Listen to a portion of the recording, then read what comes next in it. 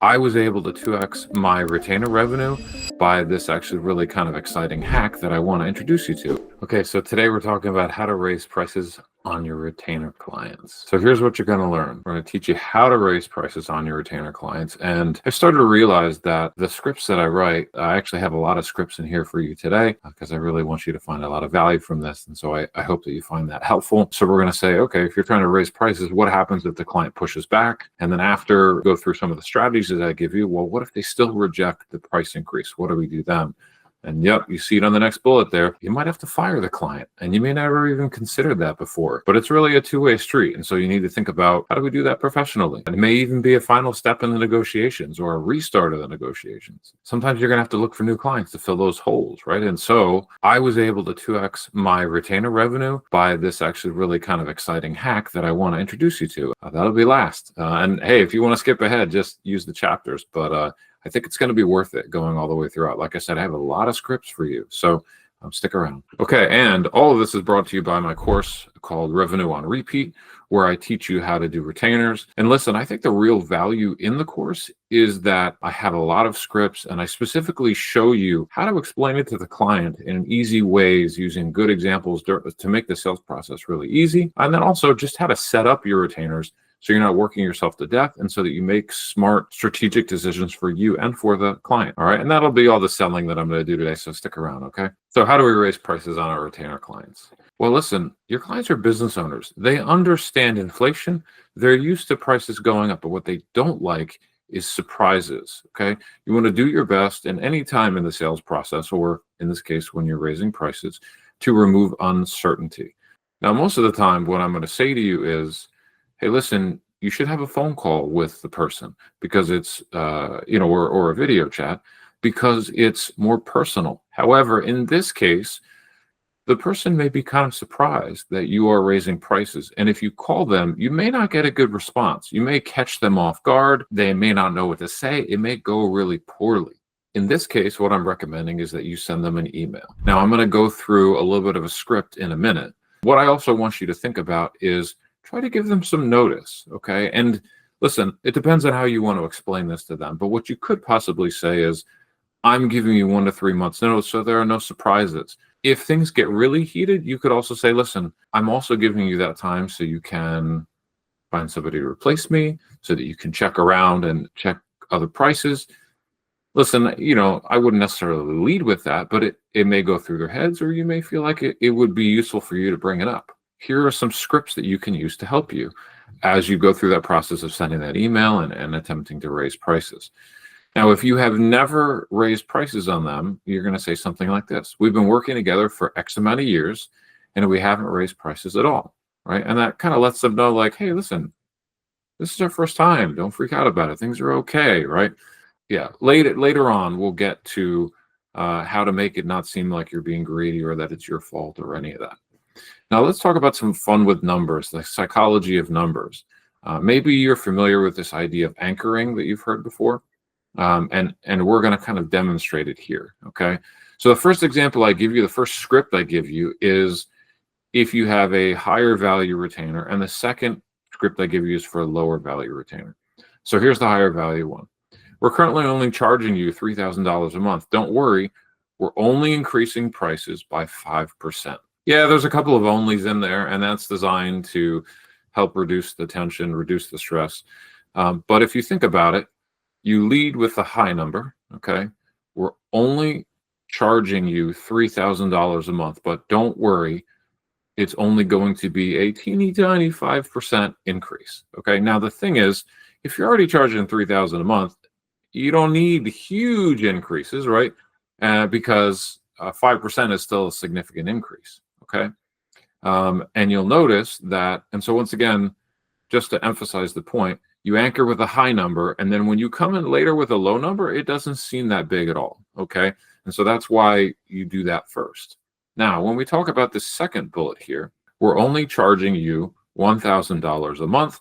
Don't worry, we're only increasing prices by 10%. The thing is that if you were if you're only charging $100 a month, and then you increase prices by 2 or 3%, like what's even the point of doing that? Like, what's the point of having the friction and the argument, potential argument, if you're only going to raise prices a little bit, right? So if you think about it, and by the way, that would be raising prices $3 a month. I mean, come on, that's not even worth it. That's not even worth sending an email. So, and yes, listen, I do understand that some of you still feel stuck with lower paying clients. You've got this imposter syndrome and you're not really sure what to do. And so I get it. You may be fighting some things here, but the point is, and by the way, whether you use dollars or you use percentages, pick the one that looks less scary. Okay. So let's say that I had picked something other than $100, right? And so in that case, maybe what you would want to do is, like I said, maybe not make it 10%, make it a dollar amount. That part's up to you, but whatever makes it seem less scary. All right, so what happens if they push back? And you should expect some pushback. This is a negotiation after all, okay? And remember, in negotiations, the most patient person wins. So this is the point where you get them on the phone, okay? You try to have a video chat with them so that you can read their body language, and you start to reframe what you know is going on inside their head, okay? So here's the thing. I get like this myself, okay? And I've seen just people do it all the time. We are so busy that we start to see another person as a problem. Either, at the very least, maybe they're just a checklist item, right? I got to finish this. We don't see them as a human, okay? We see them as a problem, potentially, okay? And also, I should add that negotiations can be very challenging for people. They make people feel uncomfortable, right? This is why people hate buying a car or something like that, okay? I've actually met people that when they have to have friction with somebody, let's say give constructive criticism or negotiate, they actually get angry at the other person. And it's because they're such a caring person that they don't like having friction. And it's funny that it manifests in that way. So you may be running into a number of challenges here where they're like, okay, let's jump in, right? So you may need to disrupt their momentum and maybe start off with kind of shooting the breeze and asking how their family is, or start off with that small talk and disrupt that momentum. Okay, let's get this done, and I'm angry, and you're trying to hurt my family or whatever else, right? Maybe they're taking that potential raise personally, okay? So you may need to disrupt their momentum, reset the tone a little bit, and start reframing things, okay? Now, as I said, inflation is your common enemy. You're not the enemy. You're not greedy. You're not trying to ruin their business, right? So if you can talk about inflation, and I bet they're going to go, yeah, inflation, rah, and you can go, yeah, I know, it's terrible, right? Once again, inflation then becomes the enemy, not you. They may go then, if you do a good job, they may go from thinking that you've got your hand in their pocket to uniting together with, oh man, I hate inflation. But it's something that we deal with as business owners. And you know what? Okay, Matt is asking for more money, and I understand that he is not out to get me. He's not trying to take money out of my pocket. It's something that he has to deal with as a business owner. And you know what? I'm a business owner, and I know I've lived through this. I'm currently experiencing it. I understand. Also, that aspect that I've kind of hinted at already is you want to humanize yourself. So when we talk about humanizing yourself and your team, I'm an agency owner. I have team members. And so once again, instead of making me the enemy, making me the problem, this is one of the ways that I can humanize myself and my team and reframe the conversation. This is the thing. I work with really good clients and good subcontractors. And I have a video, a YouTube short floating around about this, about why I love working with great people and introducing them to each other. So my clients get to know my subcontractors and get to see what high quality individuals they are, and they get to like them. So that makes this part easier. Now, you're not lying here. Okay, you are. If it's a valid reason, this is something that you could potentially bring up. Okay, and so here it is. Let's pretend that my subcontractor's name is John. So you say to the client, listen, you know how great John is. I like to reward him for the great work that he's been doing. I really believe that it's important for him to feel valued. And while I frequently praise him, I'd like the compensation to reflect that too. Now, okay, as I read that aloud, you can tell that it's kind of been written out, but you get the gist of it. You get the idea. What I'm doing is, once again, inflation is the enemy, okay? And what I'm saying is, well, we both really care about this subcontractor. Let's reward him for the amazing work that he's doing. And that softens up, usually, the type of people that I choose to work with, that softens them up right away. And they're like, you know what, he is good and he does a good job, and let's help him out, right? We want him to know that we care about him. We want to keep him around. Once again, it kind of removes some of the fight that's in them and moves the conversation in a positive direction. Now, listen, with this script and with any of these scripts, think of them as talking points. Change them to fit what you want them to say or fit your situation or fit your need, okay? But the principles are there. The basic talking points are there. Use it to the best of your ability. All right, so we're continuing to talk about what if the client continues to push back. All right, so then prepare for different scenarios. I've given you some scripts, but come up with some of your own. Now, some of you maybe get really nervous when you have to think about writing things out. And so maybe just say it aloud. Imagine that you're talking to the client. What would you say? What would you want to say in that situation?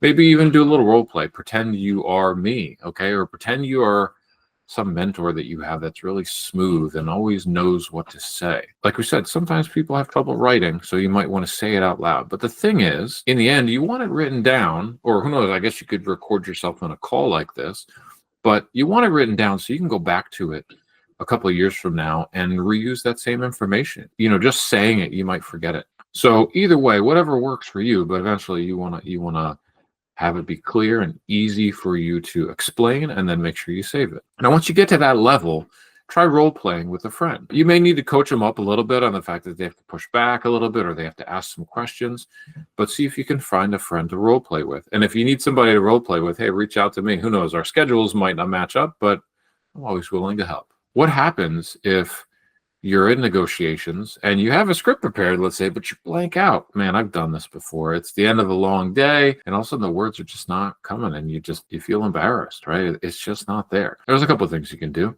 You could say, I'm sorry, I'm totally blanked out. I forgot what I was going to say. Sometimes taking that minute to say that, your brain kind of reboots and remembers what you were going to say. Maybe if not, you kick it back to the other person and let them continue talking. Or what you could just say is, you know what, I need a little time to talk to my team, right? Or, you know what, I really should take some time and sleep on this or think about it. Can I get back to you later? You know, listen, if they're the type of person that you want to work with, they can't say no to that. They're going to be like, okay, yeah, cool. That's fine. If you're continuing to run into trouble, remember that you're still in negotiation. So stay in negotiation mode, and remember that patience wins. And remember that it's your goal to find the win-win for you and the client. You want everybody to win. Okay, so here's another script that you can use to do that. All right, you're going to say something like, all right, if a price increase is an issue, we can, and here are a whole bunch of other options that I want to run through with you, right? Because remember, it's not just about being patient. It's not just about finding the win-win. You really have to be creative to do that. So let's talk about changing the contract length.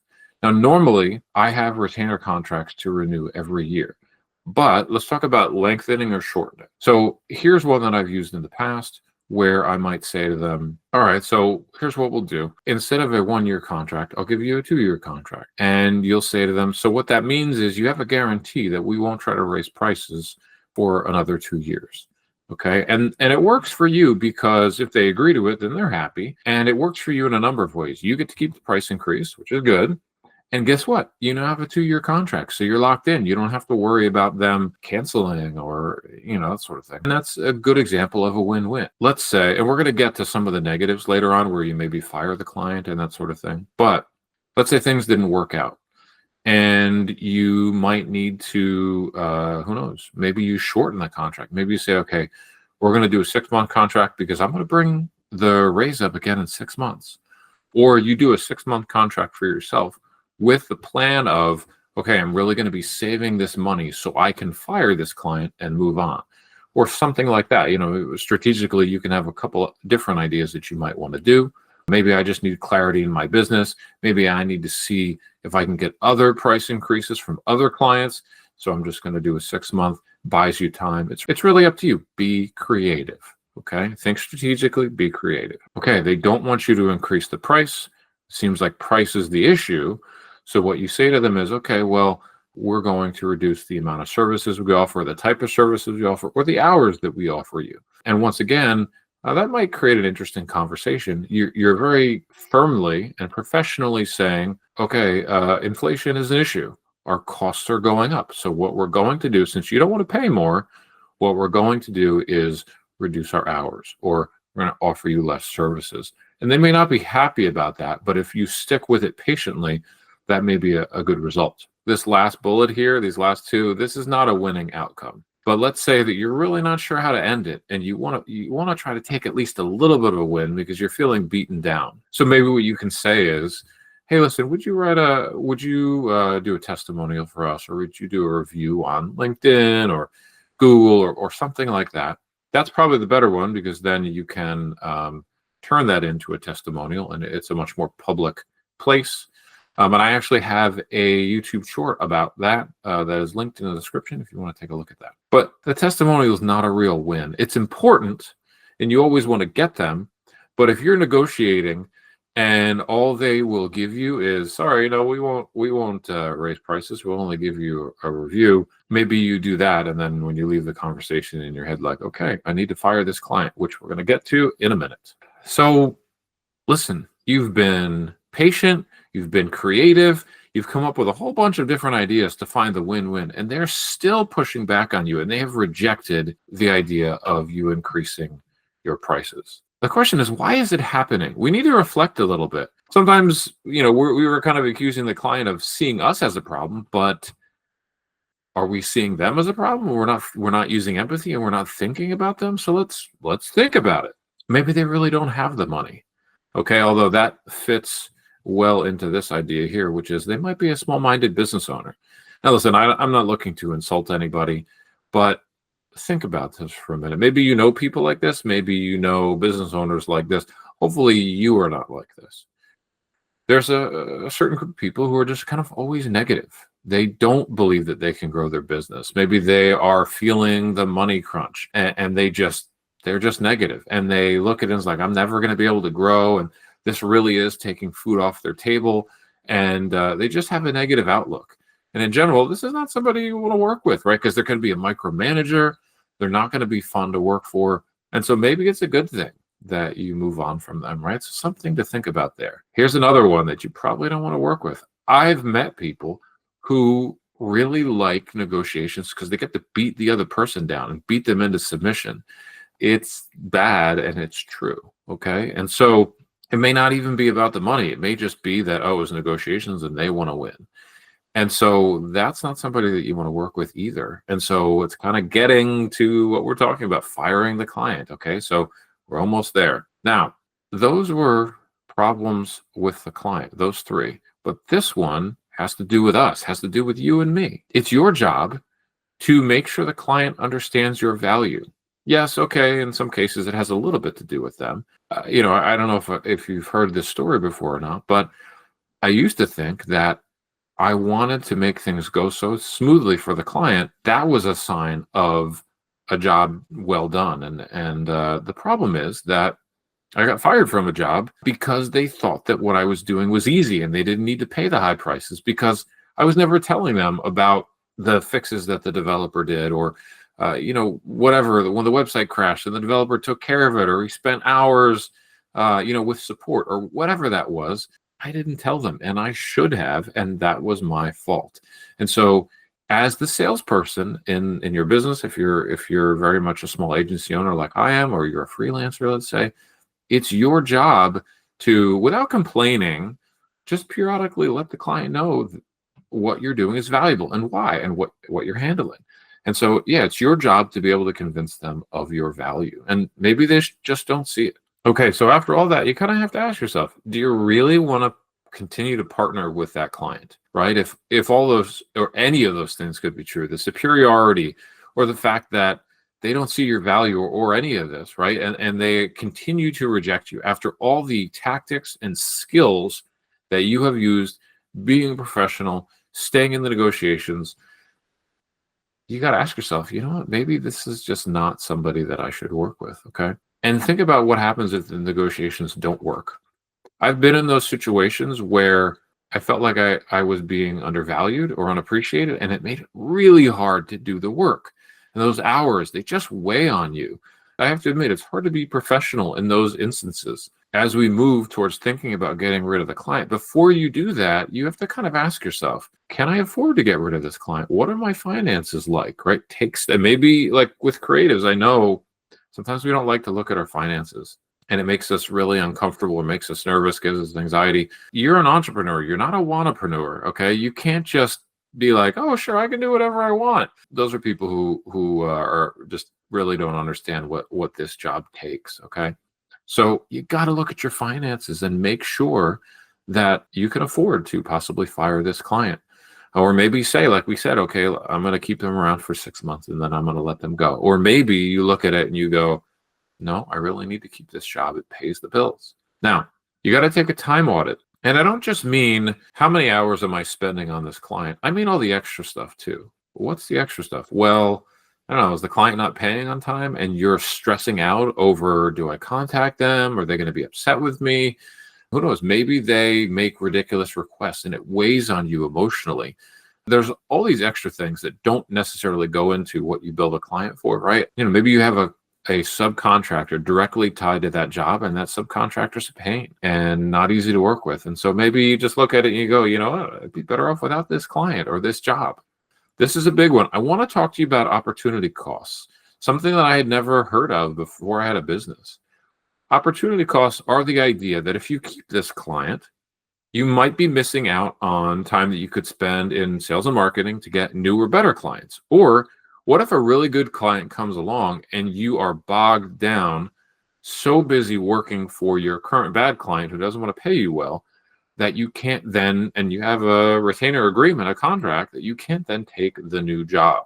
So that's called opportunity costs. And so when you consider your finances and you consider how much work and emotional time and all of that you're spending on that client, then think about the opportunity costs. Hey, I could possibly be working with better people and I'm going to free up my schedule so I can do that, right? And so here we get to it now, okay? How do you fire a client? Well, you always want to do it over a phone call or video chat. I wouldn't do it in person because then it could get really awkward. You want to be professional. It doesn't matter what they've said to you in the negotiations. If they were unprofessional or you feel really hurt that they don't want to give you the raise, it doesn't matter. You want to be professional, okay? And throughout all of this, let me just say that they might come back to you later, number one. Number two, they are a business owner and you want them to have only positive things to say about you. And who knows, they might end up referring business to you, okay? You might be surprised. Think about it in your local community if they went around telling people, oh, Matt's agency is very expensive. Okay, so they're advertising for me and telling people that I'm premium? That sounds pretty good, right? And okay, maybe, a better word would be better, but it's still really not that bad. Here's a script of what you can say on this call. As you know, we discussed our need to increase prices. Since we were not able to find common ground, we will not be renewing the contract with you. I wanted to talk through a transition plan with you so that nothing catastrophic happens.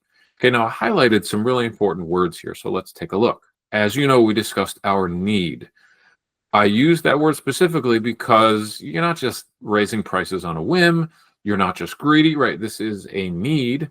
And you tried to prove that to them by your patience and your creativity in negotiating, but they didn't get it, right? But you're still reinforcing that. Next is common ground. You really were looking for the win-win and you were looking for the common ground. So you're reinforcing that again. Next, a transition plan. Listen, if they haven't realized yet that you're leaving them, this really brings it home, okay? Oh, he's leaving us? Oh, okay.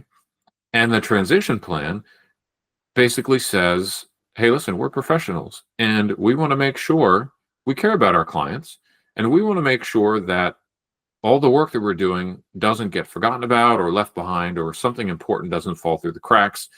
I don't know if the website gets hacked or, you didn't realize that we were handling all these social accounts and you lose the password or, who knows? There are so many different things that could go wrong because what you do is valuable, right? Bringing that to their attention makes you seem professional. It helps with a smooth transition. And listen, in all of this, as I said, you want to be professional. And part of that is the transition plan. What happens if they think that you tried to sabotage them? You don't set up a good transition plan. You don't bring up that subject. And when you leave, something happens. Okay. And then what do? Well, they go all over social media, they leave terrible reviews for you, and they start bad mouthing you in the community. That's not a place you want to be in, right? So, okay, we're setting up that transition plan. And then I like that word catastrophic at the end. I am not above choosing words that have a connotation to remind them that, hey, listen, we do a lot and we offer a lot of value. And without us, things can go horribly wrong. And so, or without a good transition plan that we create together, things can go horribly wrong. And so it's just kind of a reminder, right, of the importance and the serious nature of this. Now, I already talked about the transition plan, right? As I said, you work on that together, you leave them on a positive note. And like I said, then there's the opportunity for them to come back at some point because they test the waters elsewhere and then they realize how great you are. Okay. Or who knows, try to do it internally. It just doesn't work out, whatever it may be. Or as we said, they could leave terrible reviews. There could be a whole bunch of other things. You want to always leave people better than you found them, maintain your reputation in the community, that sort of thing. If you can't get your current clients to agree to raising your prices, hey, you're looking for new ones, right? And so it often is easier with new clients to just start at a higher price point. Now, you may be saying to yourself, you may have a little bit of imposter syndrome, and you may be saying, I can't raise my prices. I don't know. I just got rejected by raising my prices. Remember what I'm saying, though. It's easier to bring in a new client where your first interaction, you're showing yourself as a premium option. They don't think of you as a lesser option. They see you as a premium option. And one of the ways to reinforce that idea that you're a premium option while you're waiting for this new client is get your testimonials in order, get your case studies up and running, and ask your favorite clients for referrals to get those new clients, okay? And I would also focus on improving your sales process.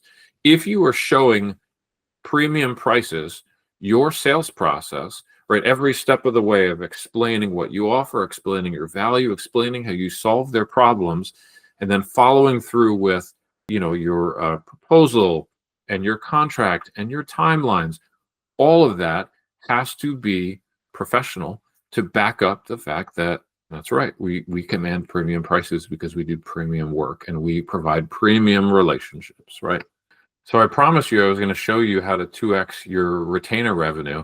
Guess what? We're using a trick that Apple uses. All right, and here it is. And what do we have? Well, we have side-by-side comparisons. And the most expensive one you see first. So let's dig into that a little bit. Why does Apple do that? Remember, Apple is not going to do anything that's not science-based, right? And it's tried and true to make them a lot of money. And so here's the other thing. 1 million people have seen it, so they're kind of used to that. And what do we know? We know that clients prefer options. Why? Because it gives them control. It puts them in the driver's seat. They get to choose which one they want. And while they're thinking about which one they want, just think about what's happening in the background psychologically. If you send the client a singular price, then they might be like, I don't know, how did they get to this price? This is expensive, or this isn't expensive, or do I want to work with Matt? I don't know. But if you give them 3 options where they can kind of compare side by side, what it does is it shifts the conversation to, ooh, I like this. Ooh, I like the package here. I like what's in it. Not do I want to work with Matt, but which package do I like best, right? Here's the other thing I've noticed. You can cover over some mistakes when you put together multiple packages. What do I mean by that? Sometimes, even though I record all my client meetings, specifically the discovery meetings, maybe I'm taking notes and I missed something that they said, or maybe they forgot to tell me. Offering all these different options gives them a range of things that are possible. Sometimes, especially with my really expensive packages, which for me always go on the left, I put a really expensive package in there. And what that does is it makes them see, oh, wow, that's a high price tag. But then the middle package, the one that's maybe a little bit closer to what they wanted, it makes it look like a good value. It makes it look cheap or inexpensive, I should say, because of that high anchor that I dropped in there. And I like the high anchor package too, because it shows them what's available to them. And yeah, sometimes they actually do buy the most premium option, even though we never talked about it before, because they go, I wanted that. I didn't know that I wanted it, but now I do. And so that's why you include those options. It empowers them. It makes them more comfortable making that significant investment. And as we said, shifts the conversation, helps you cover over mistakes. And then what you do is you give it to them, but you say, I'd like to explain it to you on a video call. Okay. Once again, video call, you can read their expression, you can put it up on the screen and you can talk through it. Oftentimes they'll want a little clarification on what's in the package, what does it actually mean? And then I let them know that I can further customize the packages to their needs. Now, this is not wholesale customization. It's not to encourage that the client rip apart your packages. That's not it. What we're doing is we're focusing on that you offer premium solutions, and this is a high touch way to tweak it a little bit to their needs. Now, what I should point out too is that once you get good at this, because you're going to be offering the same or similar services repeatedly. So once you get good at this, you really should have sort of a template set up where these are the standard, when we do web design, these are the standard packages. When we do marketing analytics, these are the standard packages. And so it really won't be hard for you to create proposals for the client. And then you'll just do a little tweaks here and there to their needs that makes it feel custom. And it'll be easy for you and they will be extremely happy. Once again, just a reminder, guys, if you found this valuable, I had a lot of great scripts in here. I have a ton of good scripts in Revenue on Repeat, where we teach you how to sell retainers to the client. And that's kind of the point, is you got to know how to explain your value to the client, know how to use examples that make it easier to sell the retainers. We've got scripts for the retainers. And then you got to set them up well. When you structure your retainers, you don't want to be working yourself to death, right? So all of that is in there for you. Make sure you check it out and click that link. And listen, I hope to see you guys soon.